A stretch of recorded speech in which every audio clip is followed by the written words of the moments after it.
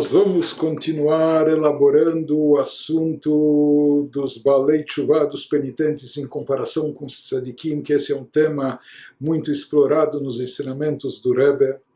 Uma outra ocasião, o Rebbe nos explicou que esse trabalho espiritual grandioso da Teshuvah, com poder transformador único, que só ela possui, não é algo que pode ser planejado e que pode vir por escolha da pessoa, do indivíduo. Ou seja, uma pessoa jamais pode pensar, sabe o quê?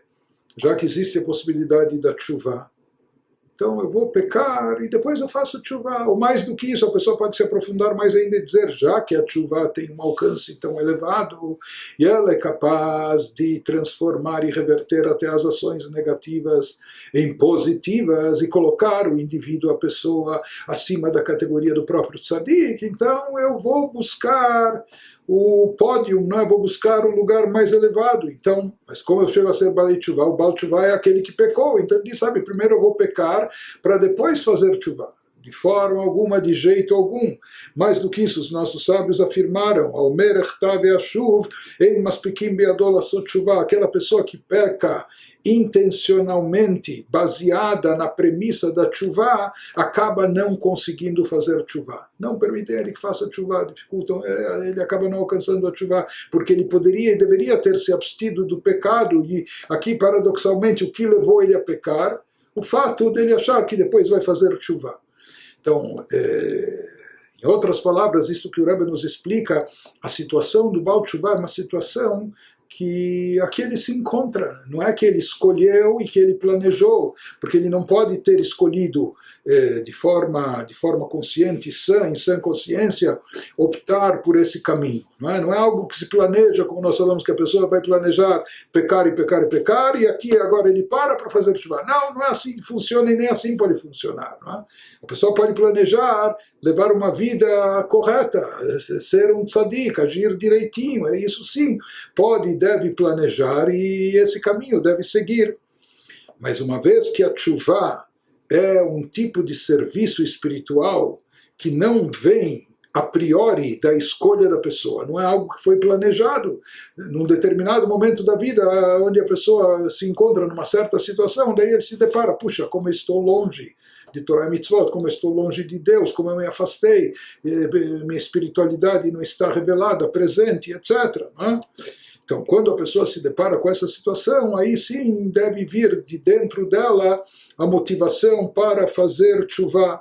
Então, somente depois... Então, a pessoa não planeja escorregar, a pessoa não planeja cair, não é? Ou se derrubar. Somente depois que a pessoa caiu, se diz a ela, olha, você não precisa ficar tombada no chão, você pode, você deve se levantar, você deve se reerguer. E isso significa a teshuvah, que depois que a pessoa percebe o quanto ela caiu, e caiu talvez baixo e fundo, que mesmo assim dão a ela a oportunidade de se reerguer, dela se levantar, em outras palavras, fazendo teshuvah.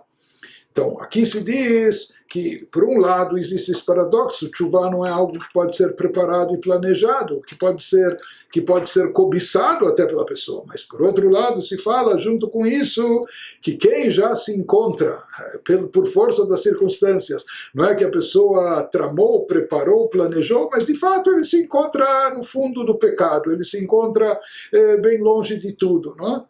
Quando ele decide fazer teshuvah, então se fala que essa decisão e esse serviço espiritual, esse trabalho da teshuvah, coloca ele num nível mais elevado que o nível dos tzadikim. Quer dizer, a posteriori, quando isso já aconteceu, quando já é fato, aconteceu, não foi planejado, mas aconteceu, a falha, a transgressão, o pecado, quando o Baal Teshuvah se redime, aí então ele vai ser colocado num patamar espiritual superior ao do próprio tzadik.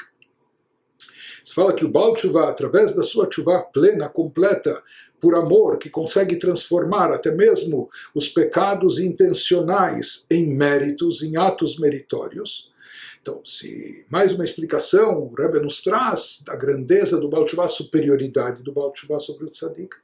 Porque o Baal Tshuva, ele consegue não apenas rechaçar o mal, não apenas anular e cancelar o mal, mais do que isso, ele consegue converter e transformar o mal em bem. Ele consegue elevar e resgatar as faíscas espirituais divinas que se encontram naquela coisa má e ruim. Ele consegue resgatar, redimir isso e colocar no campo da Kedushá, no campo da santidade, quando ele transforma os seus pecados intencionais em atos meritórios. Então, enquanto o tzadik, a grandeza do tzadik consiste em quê? Que ele rechaça o mal, ele afasta o mal, ele rejeita o mal, com toda a sedução e atração que o mal pode ter, ele afasta e rechaça. Isso é fabuloso. Porém, existe algo mais fabuloso que isso, que é a atuação do Baal Tshuva, que não apenas ele rechaça, rejeita e afasta o mal, ele consegue, a posteriori, ele não planejou isso, mas quando ele faz ele está envolvido com o mal, se envolveu com o mal, afundou no mal e etc., quando ele faz Tshuva, ele consegue não só rechaçar o mal, afastá-lo, ele consegue resgatá-lo, redimi-lo, transformá-lo para o campo do bem, o campo da santidade. Por isso se diz que o serviço espiritual do Baal Tshuva não é convencional. Como nós já falamos, é como um pulo, um salto, não é uma evolução, é uma revolução. Por isso, o trabalho do Baal Tshuva, de certa forma, ele está se desconectando até do convencional, do padrão do mundo.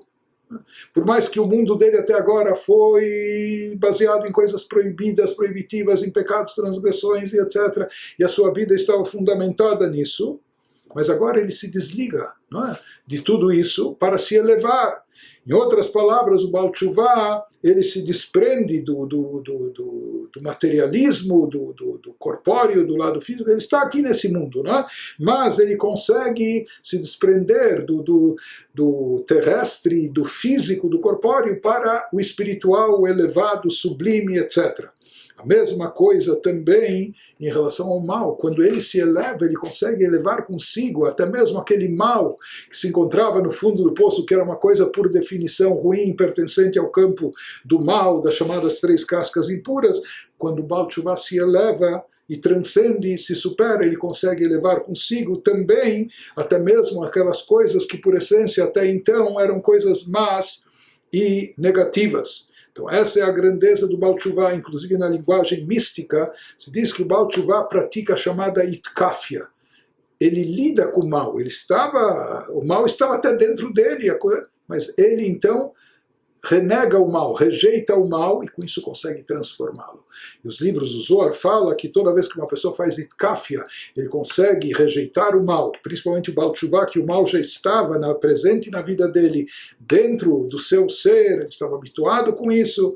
Então essa rejeição e afastamento do mal consegue produzir um efeito espiritual único, um efeito cósmico, inclusive, não só para a espiritualidade do indivíduo, mas com repercussão para o mundo todo, para todo o universo.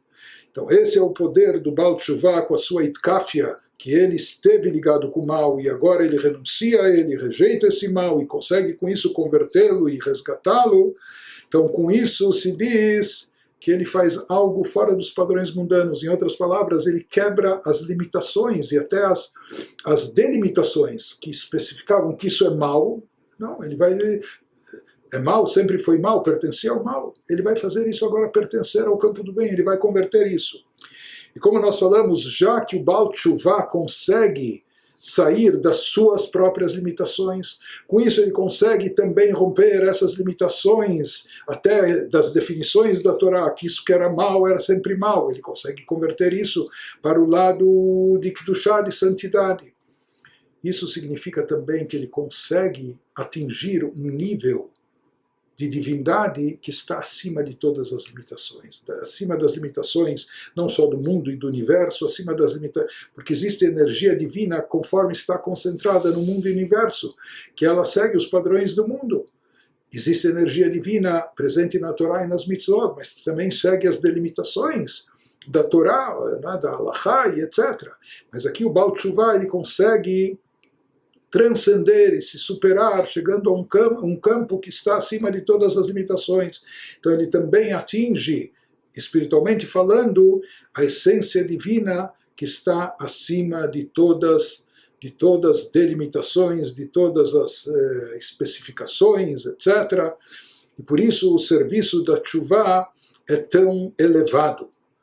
E se fala que isso, justamente por ser tão elevado, esse trabalho espiritual da Teshuvah, que é capaz de transformar a pessoa e colocá-la, não só mudar o seu status quo, mas de transformar até mesmo não só o sujeito, mas os objetos. Aquilo que era o objeto do pecado, de repente, se torna um ato meritório, e isso instantaneamente pode mudar o status quo da pessoa. Se antes ele era considerado um ímpio, um malvado completo, no instante a seguir, depois da Teshuvah, da decisão, do arrependimento, do sentimento sincero, ele está na categoria de um tzadik completo, ou seja, uma transformação radical, de um oposto para outro, do oposto mais baixo para o topo, o oposto mais elevado.